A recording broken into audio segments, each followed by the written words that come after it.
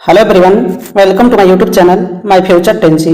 आज हम आप सभी के लिए बिहार शिक्षक भर्ती 4.0 इसके लिए साइंस के मोस्ट इंपॉर्टेंट क्वेश्चन लेकर के आए हैं। ये जितने भी क्वेश्चन है टोटल बिहार के किसी न किसी एग्जाम में पूछे गए क्वेश्चन हैं। इसके साथ साथ बीपीएससी टीआरई 1, टीआरई 2, टीआरई 3 और री एग्जाम वाला भी क्वेश्चन इस सीरीज में करवाया जाएगा। देखिए, आपके बीपीएससी प्रीलिम्स के जितने भी क्वेश्चन हैं टोटल जो है बिहार शिक्षक भर्ती में पूछे जा रहे हैं। तो आप लोग बीपीएससी प्रीलिम्स के जितने भी क्वेश्चन अभी तक जो है बिहार में पूछे गए हैं उन सभी क्वेश्चनों को भी करके चलिएगा। और इस सीरीज में जो है आप सभी के लिए बीपीएससी प्रीलिम्स के भी क्वेश्चन को शामिल किए हैं। तो आप लोग इस वीडियो को कंप्लीट देखिए, क्योंकि यह 40 से 45 मिनट का वीडियो होता है जिसमें जो है 50 क्वेश्चन जो है लेकर के आते हैं। और ये जो जितने भी क्वेश्चन हैं टोटल सिलेक्टेड और मोस्ट इंपॉर्टेंट क्वेश्चन हैं। तो आप लोग वीडियो को अंत तक देखिए, क्योंकि अगर पढ़ लेंगे तभी समय आपका बीत जाएगा 40 से 45 मिनट, अगर बैठे रहेंगे तभी आपका समय बीतने वाला है। तो आप लोग अपना प्रिपरेशन जो है अच्छे से करिए, क्योंकि बीपीएससी टीआरई 4.0 का नोटिफिकेशन 10 से 15 दिन में चाहे जब आ सकता है। अगर आप लोग बिहार शिक्षक भर्ती 4.0 की तैयारी करना चाहते हैं तो इस चैनल को सब्सक्राइब करके बेल आइकन को प्रेस कर लीजिए, क्योंकि इस चैनल पर केवल बिहार शिक्षक भर्ती 4.0 का ही तैयारी करवाया जा रहा है। तो आप लोग चैनल को सब्सक्राइब करके बेल आइकन को प्रेस जरूर कर लीजिएगा। चलिए स्टार्ट करते हैं। देखिए, फर्स्ट क्वेश्चन है, भारत में मीथेन का मुख्य स्रोत क्या है? बताइए, भारत में मीथेन का मुख्य स्रोत क्या होता है? बताइए, गेहूं की फसल है या फिर गन्ने की खेत है या फिर धान का खेत है? उपयुक्त में से एक से अधिक या फिर उपयुक्त में से कोई नहीं। तो बताइए, भारत में मीथेन का मुख्य स्रोत क्या होता है? तो देखिए, धान का खेत होता है। ऑप्शन नंबर सी जो है इसका करेक्ट आंसर हो जाएगा। दलदली स्थानों से जो है मीथेन का सर्वाधिक उत्सर्जन होता है, ये बात आप लोग याद रखिएगा। चलिए क्वेश्चन नंबर 2 देखिए, लाइकेन में शैवाल एवं कवक का रिश्ता पारिस्थितिकी में क्या कहलाता है? बताइए, लाइकेन्स में शैवाल एवं कवक का रिश्ता पारिस्थितिकी में कहलाता है। बताइए, सहभोजिता कहलाता है, अर्ध सहयोग कहलाता है, सहोपकारिता कहलाता है या फिर उपयुक्त में से कोई नहीं या फिर उपयुक्त में से एक से अधिक। तो बताइए, लाइकेन्स में शैवाल एवं कवक का रिश्ता जो है पारिस्थितिकी में क्या कहलाता है? तो इसका करेक्ट आंसर हो जाएगा ऑप्शन नंबर फर्स्ट, सहभोजिता। ऑप्शन नंबर इसका फर्स्ट जो है करेक्ट आंसर हो जाएगा। देखिए, जो लाइकेन्स होते हैं ये वायु प्रदूषण के अच्छे सूचक माने जाते हैं। तो अगर आप लोगों से पूछेगा कि वायु प्रदूषण का अच्छा सूचक जो है कौन माना जाता है, तो लाइकेन्स माने जाते हैं। ये भी बात आप लोग याद रखिएगा। देखिए, अगर पूछेगा आप लोगों से कि सल्फर डाइऑक्साइड जो है यह वायु प्रदूषण का एक महत्वपूर्ण घटक है या नहीं है, तो यह जो होता है वायु प्रदूषण का महत्वपूर्ण घटक होता है। इसे भी आप लोग याद रखिएगा कि सल्फर डाइऑक्साइड का उत्सर्जन जो होता है ये वायु प्रदूषण का एक महत्वपूर्ण घटक होता है। इसे आप लोग याद रखिएगा। नेक्स्ट क्वेश्चन देखिए, क्वेश्चन नंबर 3 है, मिट्टी के घड़े में जल का शीतल बना रहना निर्भर करता है। बताइए, मिट्टी के घड़े में जल का शीतल बना रहना किस बात पर निर्भर करता है? बताइए, बाह्य तापमान पर निर्भर करता है, वातावरणीय आर्द्रता पर निर्भर करता है, वायु पर निर्भर करता है या फिर उपयुक्त सभी पर निर्भर करता है? तो बताइए, मिट्टी के घड़े में जल का शीतल बना रहना किस बात पर निर्भर करता है? तो देखिए, यह उपयुक्त सभी। ऑप्शन नंबर डी जो है इसका करेक्ट आंसर हो जाएगा। यह बाह्य तापमान पर भी निर्भर करता है, वातावरणीय आर्द्रता पर भी निर्भर करता है और वायु पर भी निर्भर करता है। तो इसका ऑप्शन नंबर डी जो है करेक्ट आंसर हो जाएगा। अगला क्वेश्चन है क्वेश्चन नंबर 4 देखिए, ऊष्मक की कुंडली बनी होती है। बताइए, ऊष्मक की कुंडली जो है किसकी बनी होती है? बताइए, लोहे की बनी होती है, इस्पात की बनी होती है, नाइक्रोम की बनी होती है या फिर टंगस्टन की बनी होती है? तो देखिए, ऊष्मक की जो कुंडली होती है यह नाइक्रोम का बना होता है। ऑप्शन नंबर सी जो है इसका करेक्ट आंसर हो जाएगा। कुंडली जो होता है किसका बना होता है? नाइक्रोम का बना होता है। ऑप्शन नंबर सी जो है इसका करेक्ट आंसर हो जाएगा। इसे आप लोग याद रखिएगा। क्वेश्चन नंबर 5 देखिए, 100 डिग्री सेल्सियस किसके बराबर होता है? बताइए, 100 डिग्री सेल्सियस जो है यह किसके बराबर होता है? बताइए, 0 डिग्री फ़ारेनहाइट के बराबर होता है, 100 डिग्री फ़ारेनहाइट के बराबर होता है, 180 डिग्री फ़ारेनहाइट के बराबर होता है या फिर 212 डिग्री फ़ारेनहाइट के बराबर होता है या फिर उपयुक्त में से एक से अधिक? तो देखिए, 100 डिग्री सेल्सियस जो होता है यह 212 डिग्री फ़ारेनहाइट के बराबर होता है। ऑप्शन नंबर डी जो है इसका करेक्ट आंसर हो जाएगा। नेक्स्ट क्वेश्चन है क्वेश्चन नंबर 6 देखिए, वायु एक यौगिक है, तत्व है, मिश्रण है या फिर विद्युत अपघट्य है? बताइए, वायु जो होता है यह तत्व होता है या फिर मिश्रण होता है? तो देखिए, वायु जो है ये मिश्रण है। ऑप्शन नंबर सी जो है इसका करेक्ट आंसर हो जाएगा। वायु अनेक गैसों का एक एवं धूल कणों का क्या होता है? मिश्रण होता है। ये बात आप लोग याद रखिएगा। चलिए नेक्स्ट क्वेश्चन पे चलते हैं। क्वेश्चन नंबर 7 देखिए, किसी परमाणु नाभिक का आइसोटोप वह नाभिक है जिसमें न्यूट्रॉनों की संख्या वही होती है परंतु प्रोटॉनों की संख्या भिन्न होती है। प्रोटॉनों की संख्या वही होता है परंतु न्यूट्रॉनों की संख्या भिन्न होती है। प्रोटॉनों और न्यूट्रॉनों दोनों की संख्या वही होती है परंतु इलेक्ट्रॉनों की संख्या भिन्न होती है। या फिर प्रोटॉनों और न्यूट्रॉनों दोनों की संख्या भिन्न होती है या फिर उपयुक्त में से एक से अधिक। तो बताइए किसी परमाणु नाभिक का आइसोटोप वह नाभिक है जिसमें बताइए इसका करेक्ट आंसर क्या हो जाएगा। तो देखिए जिसमें जो होता है प्रोटॉनों की संख्या वही होती है परंतु न्यूट्रॉनों की संख्या भिन्न होती है। ऑप्शन नंबर बी जो है इसका करेक्ट आंसर हो जाएगा। क्वेश्चन नंबर 8 देखिए, जल में कार्बन डाइऑक्साइड प्रवाहित करने पर बना सोडा वाटर एक आक्सीकारक है, क्षारीय प्रकृति का है, अम्लीय प्रकृति का है, एक अपचायक है। बताइए जल में कार्बन डाइऑक्साइड प्रवाहित करने पर बना सोडा वाटर किस प्रकृति का होता है। तो देखिए यहाँ अम्लीय प्रकृति का होता है। ऑप्शन नंबर सी जो है इसका करेक्ट आंसर हो जाएगा। जल में कार्बन डाइऑक्साइड प्रवाहित करने पर बना सोडा वाटर जो होता है ये अम्लीय प्रकृति का होता है। ऑप्शन नंबर सी जो है इसका करेक्ट आंसर हो जाएगा। नेक्स्ट क्वेश्चन है, फल निम्नलिखित में से क्या है। बताइए फल जो है निम्नलिखित में से क्या है। बताइए फूल का उत्पाद है, अंडाशय का उत्पाद है, पुष्प योनि के निषेचन के बाद का उत्पाद है, या फिर बीज का आवरण है, उपयुक्त में से एक से अधिक या फिर उपयुक्त में से कोई नहीं। तो बताइए फल जो है निम्नलिखित में से क्या है। तो देखिए ये अंडाशय का उत्पाद है। ऑप्शन नंबर बी जो है इसका करेक्ट आंसर हो जाएगा। 9 का ऑप्शन नंबर बी जो है करेक्ट आंसर हो जाएगा। इसे आप लोग याद रखिएगा। क्वेश्चन नंबर 10 देखिए, लौंग प्राप्त होता है। तो बताइए लौंग जो होता है ये किससे प्राप्त किया जाता है। बताइए जड़ से प्राप्त किया जाता है, फल से प्राप्त किया जाता है, तनाव से प्राप्त किया जाता है, या फिर पुष्प कली से प्राप्त किया जाता है। उपयुक्त में से कोई नहीं या फिर उपयुक्त में से एक से अधिक। तो बताइए लौंग जो होता है ये किससे प्राप्त किया जाता है। तो देखिए ये पुष्प कली से प्राप्त किया जाता है। ऑप्शन नंबर 10 जो है इसका ऑप्शन नंबर जो है इसका डी जो है करेक्ट आंसर हो जाएगा। लौंग जो होता है ये पुष्पकली से प्राप्त किया जाता है। ऑप्शन नंबर डी इसका करेक्ट आंसर हो जाएगा। नेक्स्ट क्वेश्चन है, जीवन चक्र की दृष्टि से पौधे का सबसे महत्वपूर्ण अंग कौन सा है। बताइए जीवन चक्र की दृष्टि से पौधे का सबसे महत्वपूर्ण अंग है। बताइए पुष्प होता है, पत्ती होती है, तना होता है, जड़ होता है, उपयुक्त में से कोई नहीं या फिर उपयुक्त में से एक से अधिक। बताइए जीवन चक्र की दृष्टि से पौधों का सबसे महत्वपूर्ण अंग कौन सा होता है। तो देखिए पुष्प होता है। ऑप्शन नंबर फर्स्ट जो है इसका करेक्ट आंसर हो जाएगा। जीवन चक्र की दृष्टि से पौधे का सबसे महत्वपूर्ण अंग जो होता है ये पुष्प होता है। ऑप्शन नंबर फर्स्ट इसका करेक्ट आंसर हो जाएगा। सलीम अली पक्षी अभ्यारण्य स्थित है। बताइए सलीम अली पक्षी अभ्यारण्य जो है ये कहाँ पर स्थित है। उत्तर प्रदेश में स्थित है, मध्य प्रदेश में स्थित है, पश्चिम बंगाल में स्थित है, या फिर उपयुक्त में से कोई नहीं। बताइए सलीम अली पक्षी अभ्यारण्य जो है ये कहाँ पर स्थित है। तो देखिए सलीम अली पक्षी अभ्यारण्य जो है ये स्थित है गोवा राज्य में। तो उपयुक्त में से कोई नहीं। ऑप्शन नंबर ई जो है इसका करेक्ट आंसर हो जाएगा। सलीम अली पक्षी अभ्यारण्य जो है गोवा राज्य में स्थित है। तो इसका ऑप्शन नंबर ई जो है करेक्ट आंसर हो जाएगा। इसे आप लोग याद रखिएगा।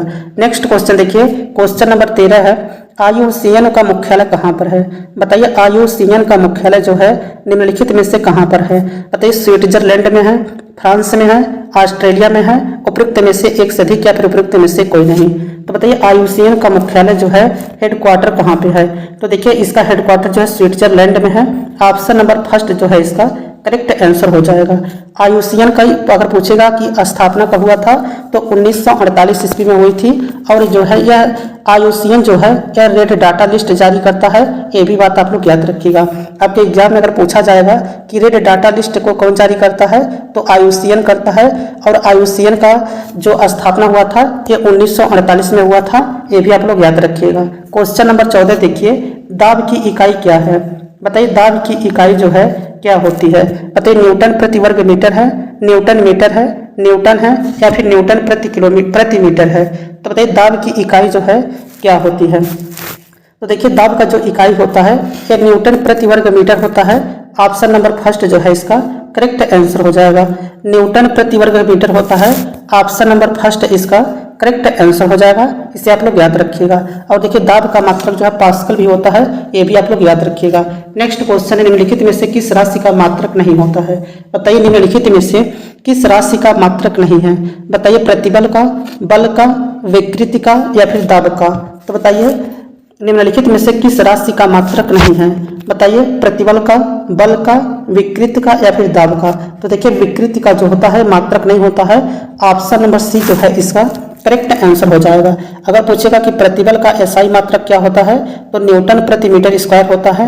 ये बात आप लोग याद रखिएगा कि न्यूटन प्रति मीटर स्क्वायर जो है ये प्रतिबल का एसआई मात्रक होता है। अगर बल का एसआई मात्रक पूछेगा तो न्यूटन होता है, और दाब का एसआई मात्रक हम आपको बताए हैं क्या होता है, पास्कल होता है। ये भी बात आप लोग याद रखिएगा। चलिए नेक्स्ट क्वेश्चन पे चलते हैं। क्वेश्चन नंबर 16 देखिए, 1 पिकोग्राम बराबर होता है।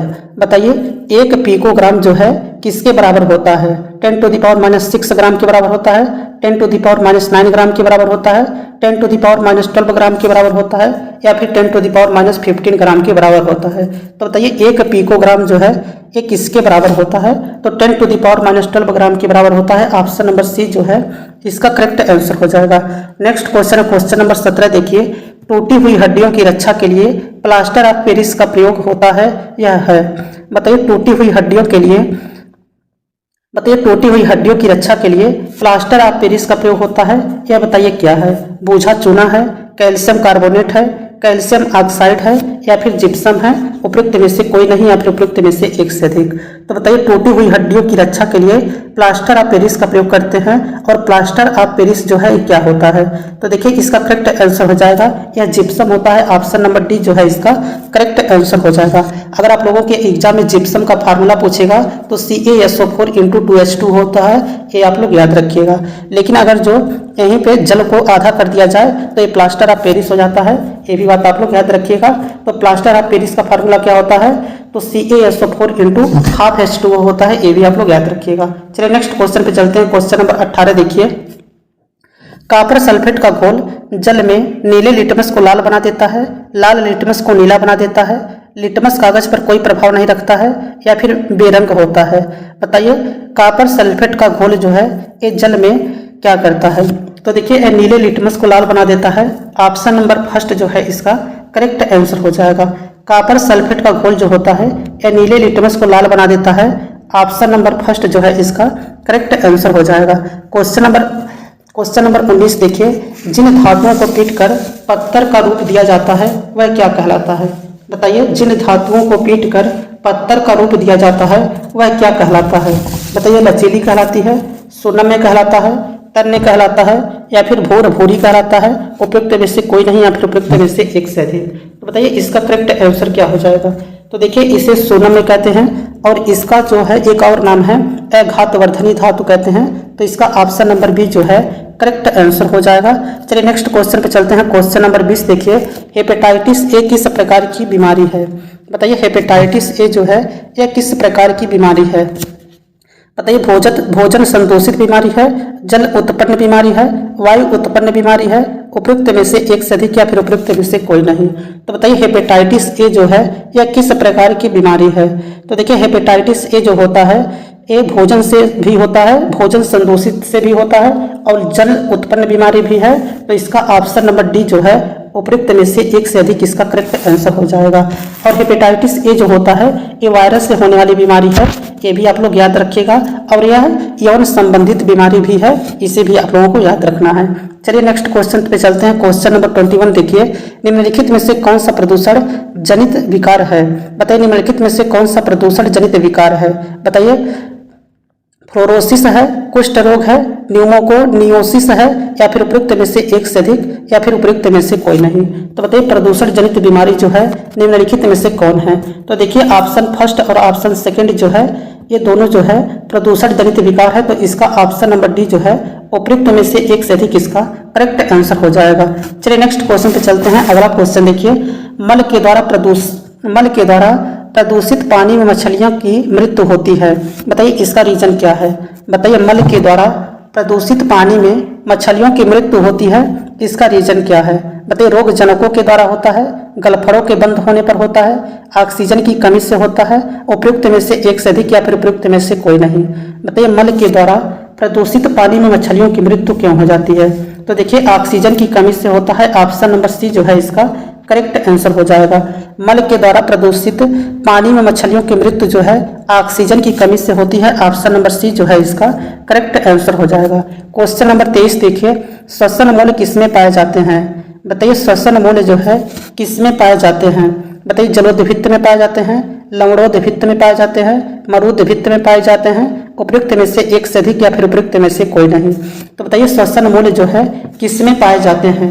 तो देखिए श्वसन मूल जो है ये पाया जाता है जलोदभित्त और लवणोदभित्त दोनों में। तो इसका ऑप्शन नंबर जो है डी करेक्ट आंसर हो जाएगा। ऑप्शन नंबर डी इसका करेक्ट आंसर हो जाएगा, इसे आप लोग याद रखिएगा। नेक्स्ट क्वेश्चन है क्वेश्चन नंबर 24 देखिए, निम्नलिखित में से कौन सा द्वितीयक प्रदूषक है? बताइए निम्नलिखित में से कौन सा द्वितीयक प्रदूषक है? बताइए पैन है, सल्फर डाइऑक्साइड है, ओजोन है, उपयुक्त में से एक से अधिक या फिर उपयुक्त में से कोई नहीं। तो बताइए इसमें से कौन सा द्वितीयक प्रदूषक है? तो देखिए द्वितीयक प्रदूषक जो है ओजोन होता है और पैन होता है। ऑप्शन नंबर डी जो है उपयुक्त में से एक से अधिक जो है इसका करेक्ट आंसर हो जाएगा। पैन और ओजोन जो है ये द्वितीयक प्रदूषक के अंतर्गत आता है, जबकि sulphur dioxide, carbon dioxide, nitrogen के ऑक्साइड ये सभी जो होते हैं प्राथमिक प्रदूषक के अंतर्गत आते हैं। इसे आप लोग याद रखिएगा। नेक्स्ट क्वेश्चन नंबर 25 देखिए, एक पोषी स्तर से दूसरी पोषी स्तर में कितनी ऊर्जा अवशोषित होती है? बताइए एक पोषी स्तर से दूसरी पोषी स्तर में कितनी ऊर्जा अवशोषित होती है? बताइए 5% ऊर्जा, 10% ऊर्जा, 15% ऊर्जा, उपयुक्त में से एक से अधिक या फिर उपयुक्त में से कोई नहीं। बताइए एक पोषी स्तर से दूसरे पोषी स्तर में कितनी ऊर्जा अवशोषित होती है? तो देखिए 10% ऊर्जा जो है अवशोषित होती है। ऑप्शन नंबर बी जो है इसका करेक्ट आंसर हो जाएगा। क्वेश्चन नंबर 26 देखिए, एक पंखा गर्मी के मौसम में आराम की अनुभूति पैदा करता है क्योंकि? बताइए पंखा ठंडी हवा की आपूर्ति करता है, हमारा शरीर हवा में अधिक गर्मी विकसित करता है, हवा की चालकता बढ़ जाती है, हमारा पसीना तेजी से वाष्पित हो जाता है, उपयुक्त में से कोई नहीं या फिर उपयुक्त में से एक से अधिक। बताइए एक पंखा जो है गर्मी के मौसम में आराम की अनुभूति पैदा करता है, इसका रीजन क्या है? तो देखिए इसका करेक्ट आंसर हो जाएगा हमारा पसीना जो है तेजी से वाष्पित हो जाता है। तो इसका ऑप्शन नंबर डी जो है करेक्ट आंसर हो जाएगा। हमारा पसीना जो है तेजी से वाष्पित हो जाता है। ऑप्शन नंबर डी जो है इसका करेक्ट आंसर हो जाएगा। देखिए यहाँ पे फिल करना है। बताइए के कारण पानी एक उत्कृष्ट शीतलन का कारण है। बताइए के कारण पानी एक उत्कृष्ट शीतलन का कारक है। बताइए कम क्वथनांक के कारण, उच्च क्वथनांक के कारण, उच्च विशिष्ट ऊष्मा के कारण या फिर कम विशिष्ट ऊष्मा के कारण, उपयुक्त में से एक से अधिक या फिर उपयुक्त में से कोई नहीं। तो बताइए 27 का करेक्ट आंसर क्या हो जाएगा? तो देखिए इसका करेक्ट आंसर है उच्च विशिष्ट ऊष्मा। ऑप्शन नंबर सी जो है इसका करेक्ट आंसर हो जाएगा। उच्च विशिष्ट ऊष्मा के कारण पानी एक उत्कृष्ट शीतलन का कारक होता है। ऑप्शन नंबर सी जो है इसका करेक्ट आंसर हो जाएगा। नेक्स्ट क्वेश्चन है क्वेश्चन नंबर 28 देखिए, एक सुचालक को दूसरे चार्ज किए गए सुचालक के पास लाकर बिना संपर्क बनाए चार्ज करने की प्रक्रिया कहलाती है। बताइए एक सुचालक को दूसरे चार्ज किए गए सुचालक के पास लाकर बिना संपर्क बनाए चार्ज करने की क्रिया क्या कहलाती है? बताइए प्रेरण कहलाता है, संवहन कहलाता है, चालन कहलाता है, विकिरण कहलाता है, उपयुक्त में से कोई नहीं या फिर उपयुक्त में से एक से अधिक। तो देखिए इसका करेक्ट आंसर हो जाएगा प्रेरण कहलाता है। ऑप्शन नंबर ए जो है इसका करेक्ट आंसर हो जाएगा। क्वेश्चन नंबर 29 देखिए, कमरे को ठंडा किया जा सकता है। बताइए कमरे को ठंडा किया जा सकता है। बताइए पानी के बहने से, संपीड़ित गैसों को छोड़ने से, रसोई गैसों से, ठोस को पिघलाने से, उपयुक्त में से एक से अधिक या उपयुक्त में से कोई नहीं। बताइए कमरे को ठंडा किया जा सकता है। तो इसका करेक्ट आंसर हो जाएगा संपीड़ित गैसों को छोड़ने से। ऑप्शन नंबर बी जो है इसका करेक्ट आंसर हो जाएगा। कमरे को ठंडा किया जा सकता है संपीड़ित गैसों को छोड़ने से। ऑप्शन नंबर बी जो है इसका करेक्ट आंसर हो जाएगा। क्वेश्चन नंबर 30 देखिए, परमाणु बम का सिद्धांत आधारित है। बताइए परमाणु बम का सिद्धांत जो है यह किस पर आधारित है? बताइए नाभिकीय संलयन पर आधारित है, नाभिकीय विखंडन पर आधारित है, नाभिकीय संलयन और नाभिकीय विखंडन दोनों पर आधारित है या फिर उपयुक्त में से किसी पर नहीं। तो बताइए परमाणु बम का सिद्धांत जो है एक इस पर आधारित है। तो देखिए नाभिकीय विखंडन पर आधारित है। ऑप्शन नंबर बी जो है इसका करेक्ट आंसर हो जाएगा। परमाणु बम का सिद्धांत जो होता है नाभिकीय विखंडन पर आधारित होता है। ऑप्शन नंबर बी जो है इसका करेक्ट आंसर हो जाएगा। नेक्स्ट क्वेश्चन है क्वेश्चन नंबर 31 देखिए, कुकिंग ताप पर स्थिर रहने वाला क्लोरीन युक्त कृत्रिम स्वीटनर जिसका रूप तथा स्वाद शक्कर की तरह होता है निम्नलिखित में से कौन सा है। बताइए, कुकिंग ताप पर स्थित रहने वाला क्लोरीन युक्त कृत्रिम स्वीटनर जिसका रूप तथा स्वाद शक्कर की तरह होता है निम्नलिखित में से कौन सा है। बताइए, एस्पार्टम है, सुक्रालोज है, सैकरीन है, एलिटेम है, उपयुक्त में से कोई नहीं या फिर उपयुक्त में से एक से अधिक। तो देखिए ये सुक्रालोज है, ऑप्शन नंबर सी जो है इसका करेक्ट आंसर हो जाएगा। 31 का ऑप्शन नंबर सी जो है करेक्ट आंसर हो जाएगा, इसे आप लोग याद रखिएगा। देखिए क्वेश्चन नंबर 32 का, लेग्यूमिनस पौधों में नाइट्रोजन स्थिरीकरण के लिए कौन सा वर्णक आवश्यक है।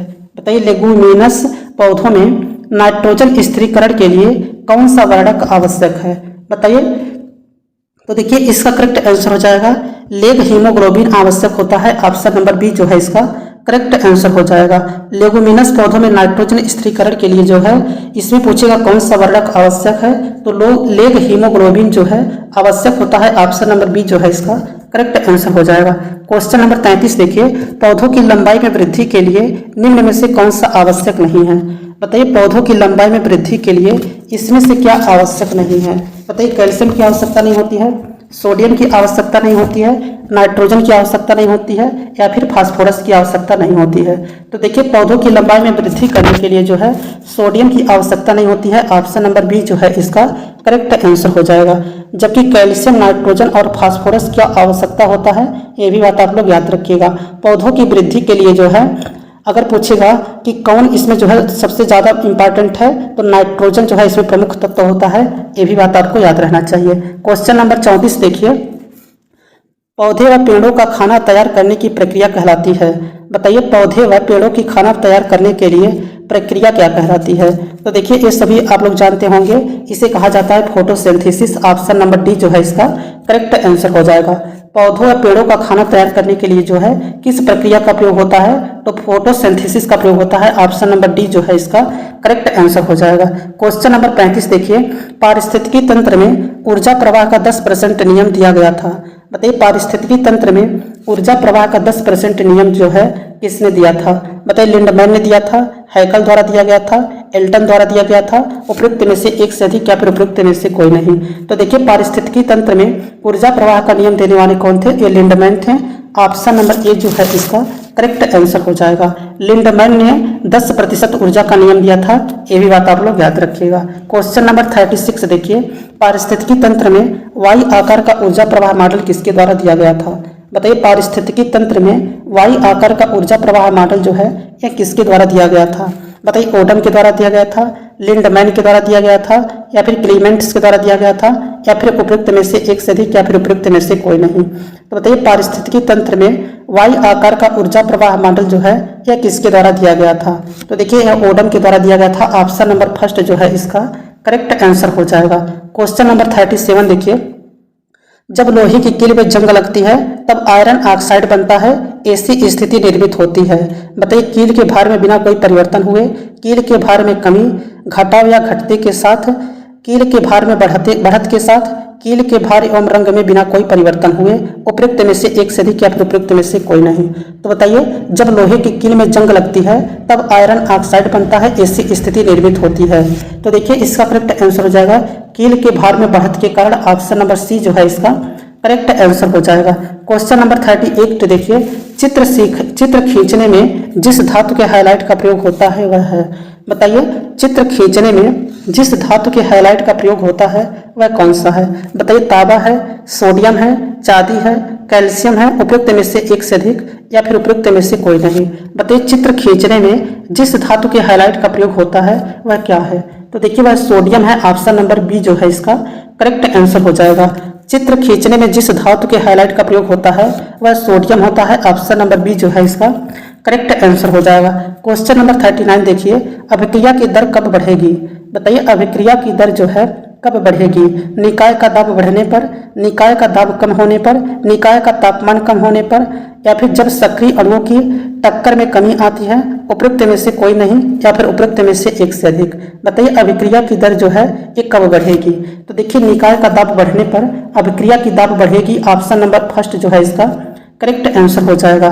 क्वेश्चन नंबर 40 देखिए, शरीर की प्रतिरोधक क्षमता से जुड़ा सबसे महत्वपूर्ण कोशिका इस प्रकार है। बताइए, शरीर की प्रतिरोधक क्षमता से जुड़ा सबसे महत्वपूर्ण कोशिका इस प्रकार है। बताइए, आरबीसी है, प्लेटलेट्स है, लिम्फोसाइट्स है, उपयुक्त में से एक से अधिक या फिर उपयुक्त में से कोई नहीं। तो बताइए, शरीर की प्रतिरोधक क्षमता से जुड़ी सबसे महत्वपूर्ण कोशिका इस प्रकार है। तो देखिए, लिम्फोसाइट होता है, ऑप्शन नंबर सी जो है करेक्ट आंसर हो जाएगा।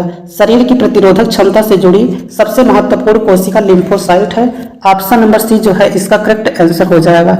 नेक्स्ट क्वेश्चन नंबर 41 देखिए, निम्न जोड़ों में से कौन सा जोड़ा सही सुमेलित है। बताइए, निम्नलिखित जोड़ों में से कौन सा जोड़ा जो है सही इसमें सुमेलित है। बताइए, स्कर्वी थायमिन, ट्यूबरकुलोसिस एटिसियस, टिटेनस बीसीजी, मलेरिया क्लोरोक्वीन। तो देखिए, इसका करेक्ट आंसर हो जाएगा इसमें मलेरिया क्लोरोक्वीन जो है option number D correct answer हो जाएगा। देखिए, स्कर्वी जो होता है ये विटामिन सी से होता है और इसका रासायनिक नाम जो है थायमिन नहीं होता है, स्कार्बिक एसिड होता है। जबकि ट्यूबरकुलोसिस जो होता है बीसीजी का टीका इसमें लगवाया जाता है। और टिटेनस जो होता है ये टिटेनस जो है एटीएस का इसमें टीका लगता है। और मलेरिया जो है एक कुनैन नामक दवा औषधि से ठीक किया जाता है और इसे जो है क्लोरोक्वीन भी कहते हैं। ये ऑप्शन नंबर डी जो है इसका करेक्ट आंसर हो जाएगा, इसे आप लोग याद रखिएगा। क्वेश्चन नंबर 42 देखिए, किस वैज्ञानिक ने पहली बार टीकाकरण थी।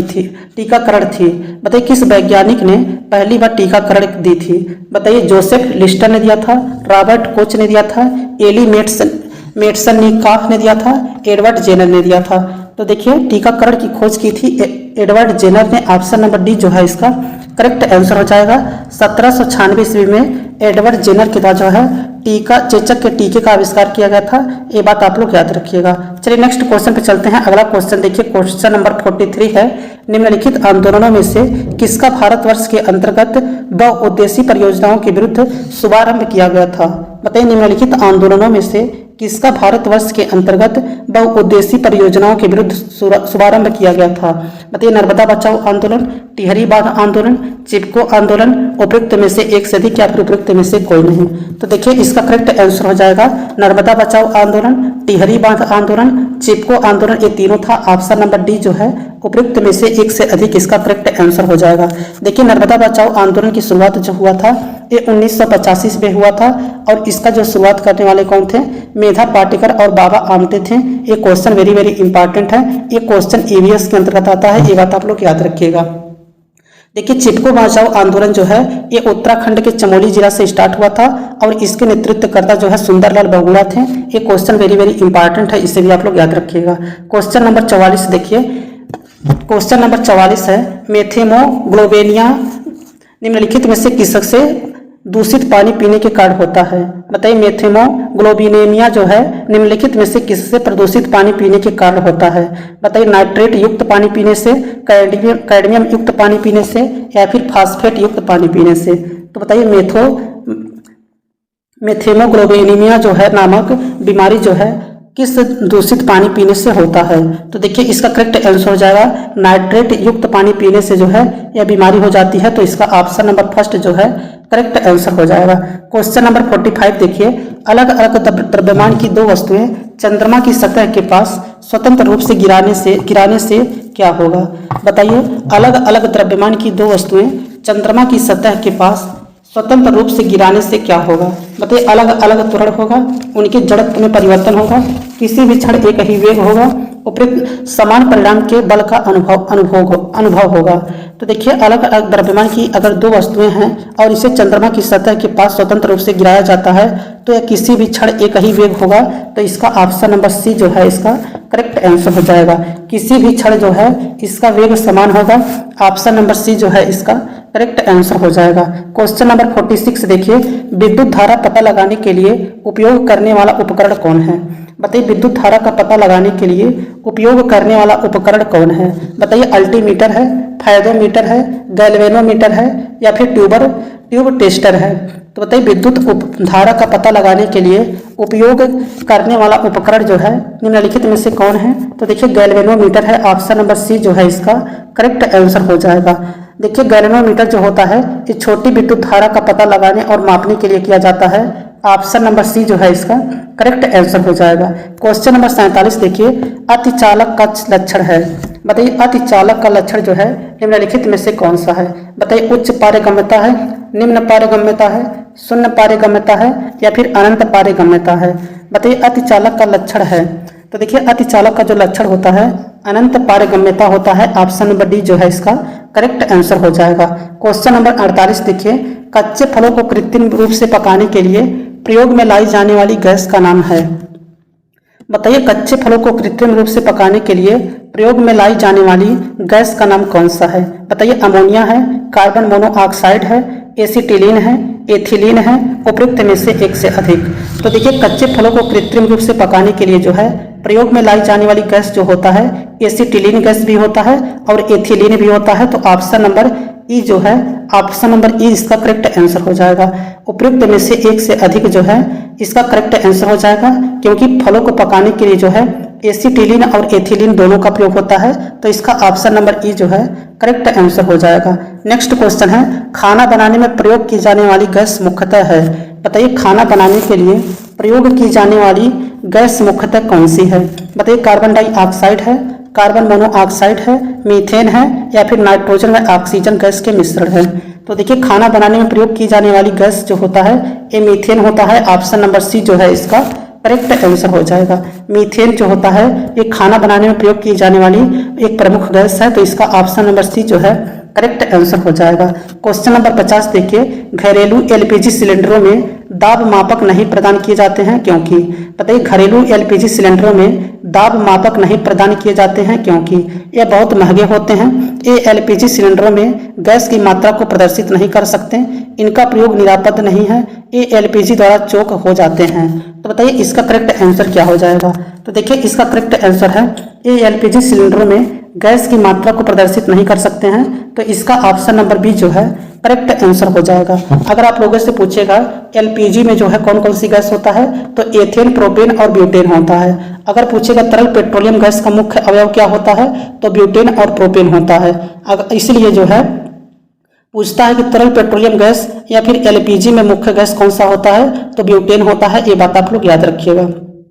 तो अगर आप लोगों को वीडियो अच्छा लगा हो तो वीडियो को लाइक कर दीजिएगा। अगर आप लोग बिहार शिक्षक भर्ती 4.0 की तैयारी कर रहे हैं तो इस चैनल को सब्सक्राइब करके बेल आइकन को प्रेस जरूर कर लीजिएगा, क्योंकि यहाँ पर केवल बिहार शिक्षक भर्ती 4.0 का ही तैयारी करवाई जा रही है। तो आप लोग चैनल को सब्सक्राइब करना मत भूलिएगा। Thanks for watching this video.